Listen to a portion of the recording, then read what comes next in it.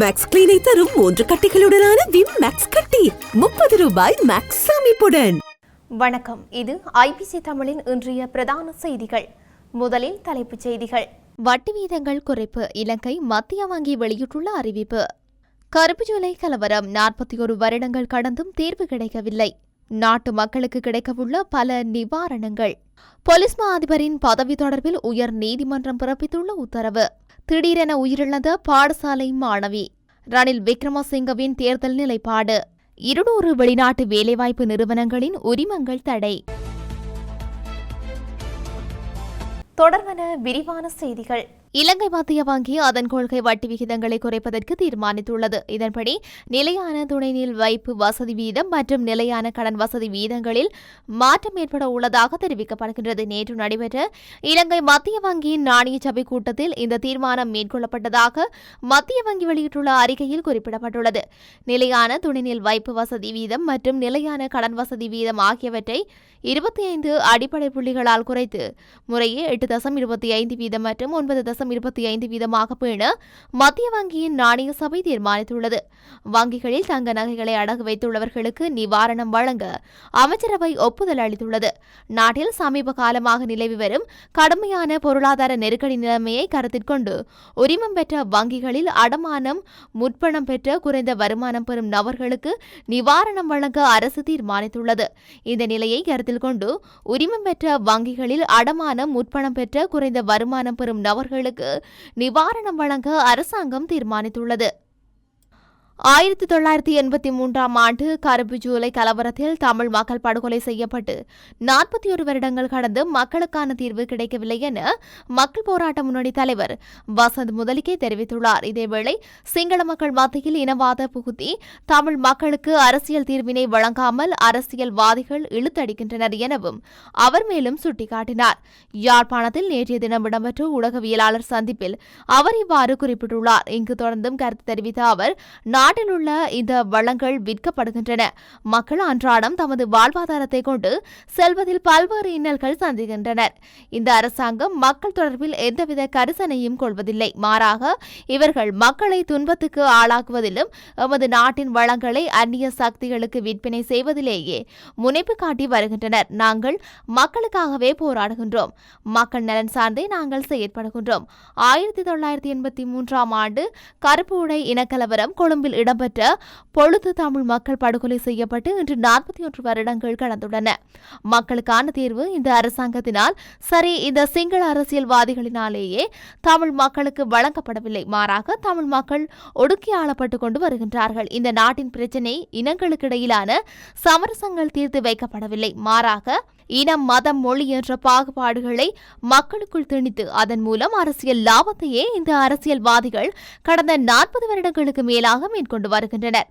இனங்களை பிரித்து, மதங்களை பிரித்து அதனூடாக குளிர்காய்ந்த அரசியல்வாதிகள் தங்கள் பாக்கெட்டுகளை நிரப்பவே இந்த நாடாளுமன்றத்தை அலங்கரித்தனர்.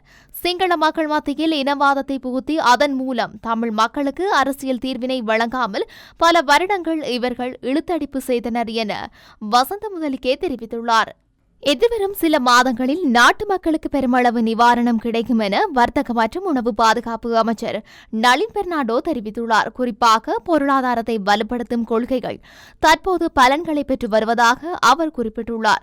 ஹம்பகா மாவட்ட செயலகத்தில் நேற்று நடைபெற்ற நிகழ்ச்சியொன்றில் கலந்து கொண்டு ஊடகவியலாளர்கள் எழுப்பிய கேள்விக்கு பதிலளிக்கும் போதே அமைச்சர் இதனை தெரிவித்தார். முட்டை உற்பத்தி குறையும் போது முட்டையை இறக்குமதி செய்ய வேண்டிய நிலை ஏற்படும். அவ்வாறு இல்லை என்றால் உற்பத்தியாளர் தமது பொருட்களை சரியான விலையில் வழங்கி நுகர்வோரை பாதுகாக்க வேண்டும் எனவும் அமைச்சர் குறிப்பிட்டுள்ளார். உணவு பாதுகாப்பு பொறுப்பு தமக்கு இருப்பதால் முட்டை உற்பத்தியில் சிக்கல் ஏற்பட்டுள்ளதால் தாம் தலையிட்டு தீர்வு காண முயற்சித்ததாக அமைச்சர் கூறினார். மேலும் சந்தையில் எரிவாயு தட்டுப்பாடு நிலவுகின்றது என எழுப்பப்பட்ட கேள்விக்கு பதிலளிக்கையில் எரிவாயு நிறுவனம் நிதியமைச்சின் கீழ் உள்ளதால் வாடிக்கையாளர் தரப்பில் எரிவாயு தட்டுப்பாடு தொடர்பில் முறைப்பாடுகள் வந்தால் அது குறித்து விவாதிப்போம் என்றார். தற்போதைய நிலைமை தொடர்பில் சம்பந்தப்பட்ட நிறுவனத்துடன் சமையல் எரிவாயு விநியோகஸ்தர்கள் தொடர்பு கொண்டு தெரியப்படுத்தலாம். அதனை குறித்த நிறுவனம் சரியான தீர்வினை வழங்காத பட்சத்தில் அமைச்சர் நடவடிக்கை எடுக்கும் என அமைச்சர் மேலும் குறிப்பிட்டுள்ளார். போலீஸ் மா அதிபராக தேசபந்து தென்னகோன் செயற்படுவதற்கு உயர் நீதிமன்றம் இடைக்கால தடை உத்தரவு பிறப்பித்துள்ளது. தேசபந்து தென்னகோனை போலீஸ் மா அதிபராக நியமிப்பதற்கு ஜனாதிபதி ரணில் விக்ரமசிங்க எடுத்த தீர்மானத்தை ரத்து செய்ய கோரி அடிப்படை உரிமை மீறல் மனுக்கள் தாக்கல் செய்யப்பட்டிருந்தன. பேராயர் கர்தினால் மல்கம் ரஞ்சித் ஆண்டகை உள்ளிட்டோர் தாக்கல் செய்த இந்த 9 அடிப்படை உரிமை மீறல் மனுக்களையும் இன்றைய தினம் விசாரணைக்கு எடுத்துக்கொண்ட போதே உயர்நீதிமன்றம் குறித்த தடை உத்தரவை பிறப்பித்துள்ளது.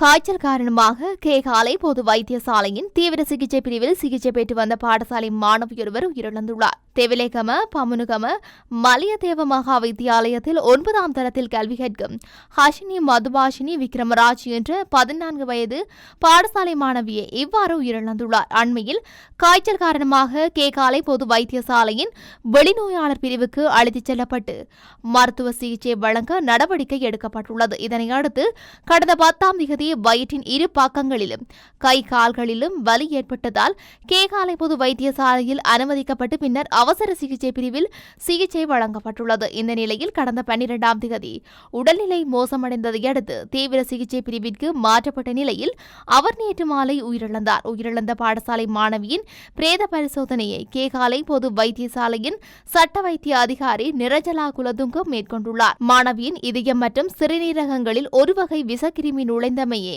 மாணவியின் மரணத்திற்கு காரணம் எனவும் பிரேத பரிசோதனையில் தெரியவந்துள்ளது. இவ்வாறு உயிரிழந்த பாடசாலை மாணவியின் இறுதி கிரியைகள் இன்று இம்பில்கஸ்தேனியவில் இடம்பெறவுள்ளன. ரணில் விக்ரமசிங்க எப்போதும் ஜனநாயகம் பற்றி பேசுவர் என்ற வகையில் தேர்தலை ஒத்திவைக்க முயற்சிக்க மாட்டார் என ஸ்ரீலங்கா பொதுஜன பெரமுனவின் தேசிய அமைப்பாளர் நாமல் ராஜபக்ச தெரிவித்துள்ளார். ஸ்ரீலங்கா பொதுஜன பெரமுனவின் தலைமை காரியாலயத்தில் நேற்று இடம்பெற்ற சந்திப்பின் பின்னர் ஊடகங்களுக்கு கருத்து தெரிவிக்கும் போதே நாமல் ராஜபக்ச மேற்கொண்டவாறு கூறியுள்ளார். தொடர்ந்தும் கருத்து தெரிவித்த அவர், தனிநபர்களை அடிப்படையாக கொண்டு அரசியல் முடிவுகளை எமது கட்சி எடுப்பதில்லை. கொள்கைகளின் அடிப்படையில் அரசியல் முடிவுகளை எடுக்கின்றோம். ரணில் விக்ரமசிங்க அல்லது வேறு யாராக இருந்தாலும் கொள்கையின் அடிப்படையிலேயே முடிவுகள் எடுக்கப்படும். எங்கள் கட்சி வெற்றி பெறும் என்று நாங்கள் நம்புகின்றோம். கட்சியின் அடையாளத்தை பாதுகாப்பவர் வெற்றி பெற நிச்சயம் முடியும். கட்சியின் என்ற முறையில் எமது உறுப்பினர்கள் எடுக்கும் எந்த முடிவுக்கும் நாங்கள் துணை நிற்கின்றோம் என்றார். பல்வேறு முறைகேடுகள் காரணமாக 200 வெளிநாட்டு வேலைவாய்ப்பு நிறுவனங்களின் உரிமங்கள் தடை செய்யப்பட்டுள்ளன. மேலும் 400 நிறுவனங்களின் உரிமங்கள் இடைநிறுத்தப்பட்டு விசாரணைகள் நடைபெற்று வருவதாக அமைச்சர் மன்சூர் நாணயக்கார நேற்று நாடாளுமன்றத்தில் தெரிவித்துள்ளார். கேகாலை மாவட்ட சபை உறுப்பினர் ராஜிகா விக்ரமசிங்க எழுப்பிய கேள்விக்கு பதிலளிக்கும் போதே அமைச்சர் இந்த தகவலை வெளியிட்டுள்ளார். 2019ஆம் ஆண்டு முதல் 4 லட்சத்துக்கும் அதிகமான பெண் தொழிலாளர்கள் வெளிநாடு சென்றுள்ளனர். இவர்களில் 3,1188 பேர் வீட்டு வேலைகளுக்காகவும் ஏனையவர்கள் வேறு வேலைகளுக்காகவும் சென்றுள்ளதாக அமைச்சர் மேலும் தெரிவித்துள்ளார். மேலும் இவர்களில் 3 லட்சத்துக்கும் அதிகமானவர்கள் பயிற்றப்பட்ட தொழிலாளர்கள் மற்றும் 1,199 பேர் பயிற்றப்படாத தொழிலாளர்கள் எனவும் அமைச்சர் தெரிவித்துள்ளார். இத்துடன் இன்றைய பிரதான செய்திகள் நிறைவடைகின்றன. தொடர்ந்தும் செய்திகளை அறிந்து கொள்ள IBC தமிழ் நியூஸ் என்ற எமது யூடியூப் பக்கத்தினூடாக இணைந்திருங்கள். நன்றி.